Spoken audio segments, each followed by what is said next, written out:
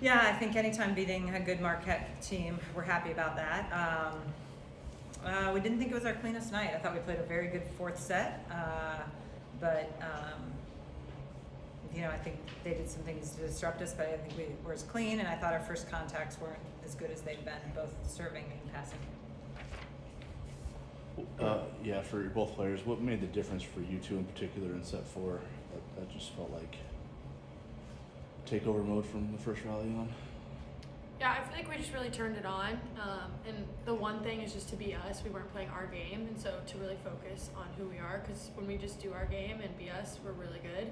And we were kind of just making errors that we don't typically make, missing a lot of serves, and so really locking into just playing Creighton Volleyball and doing what we normally do. We talked about after that third set too, like we had never been in that position this year, winning the first two and then losing the third. And so we were kind of challenging ourselves to really bounce and not let the third set loss kind of like leak into a fourth set loss and then make it go 5. So we definitely challenged ourselves with that, and I thought that we responded well. What was it about your guys' ability to keep your composure after the third set? Was it the fact that you've been in so many of these big time, prime time volleyball matches this year and kind of ridden those roller coasters? Yeah, I think this team does have a lot of composure. I think we do bounce pretty well. And just like Ava was saying, knowing that we gave them a lot of points in that third set, so knowing that if we change that, then we could take control of the fourth one. Yeah, Ava, I guess, the errors you were making, it seemed like they were aggressive swings, just missing hands, I guess. Did you guys make adjustments to your swing path, I guess, in set 4 that allowed you to use their path to your advantage more?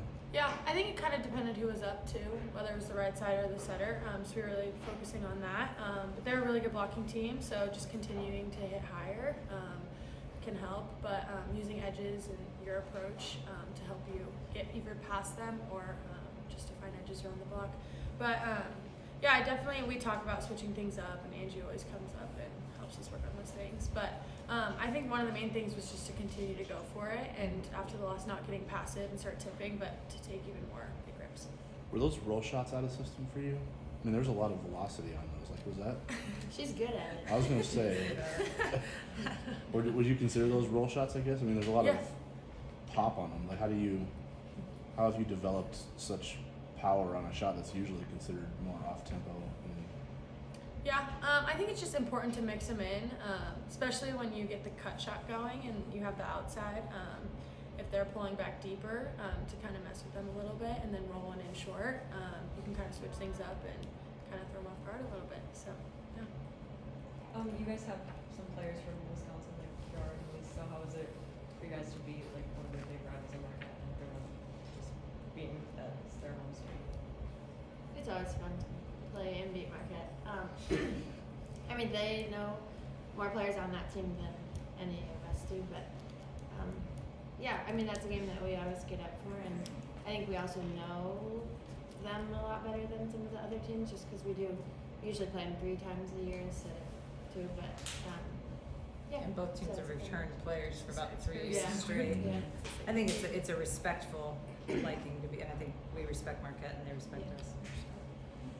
You've talked about that parity kind of all season long. Can you talk about what that did for you guys tonight, specifically while these two were trying to get going and the right side was going to drive it early?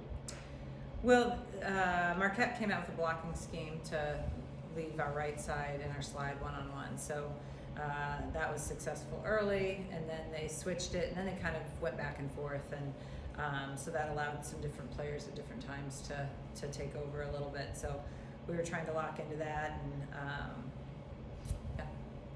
What'd you see from Elise and Kendra on your left side, especially early, or your right side, early? It felt like Marquette's left side of Marquette's offense just couldn't put a ball down, couldn't get past the block very often in set 1. Oh, okay. We spent a lot of time prepping for Marquette's speed.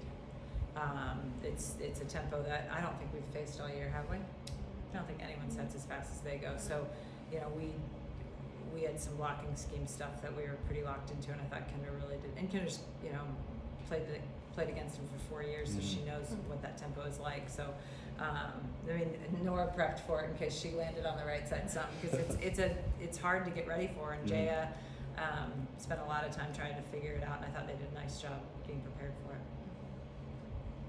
You guys had a lot of aces in the fourth set. I know Avery went like 2 right off the bat at the start of the set. Did you guys like change anything in between the first 3 and that last one? Yeah, I think consistency is one of the big things. We were just missing so many, but we had good tempo, and so it's all about maintaining the tempo, but just having less errors, I guess. And I feel like we served really well in the fourth. And we kept talking about how it's hard to get into a rhythm if you're missing that many serves. And so whether the service tempo or not, getting them in the court was helping us establish rhythm, and that's it. What was your read on 3? How Marquette was able? I mean, you've lost sets this year, but you haven't had them snatched away like that. What did you see in terms of the way Marquette was able to take it from you? Yeah, I thought we did that in 1, 2, and 3. You know, we had big leads in each set. We gave up runs. I mean, it just didn't feel like us most of the night. I think it was good that we lost 3. I mean, I thought they'd respond, but they need to be punched a little bit. They deserve to be punched. They didn't play very well. No offense, ladies. I thought they weren't playing the way that we've played, and Marquette's a good team, you know, and so we have to have standards of play regardless of who's on the other side, and I didn't think we did that until the 4th set. How's your read on that? Did you find set 3 useful in that regard? Because it forced you to respond instead of just kind of playing with your food, I guess, a little bit? I mean, it'll definitely help us going forward. Obviously, we would have preferred to sweep, but Yeah.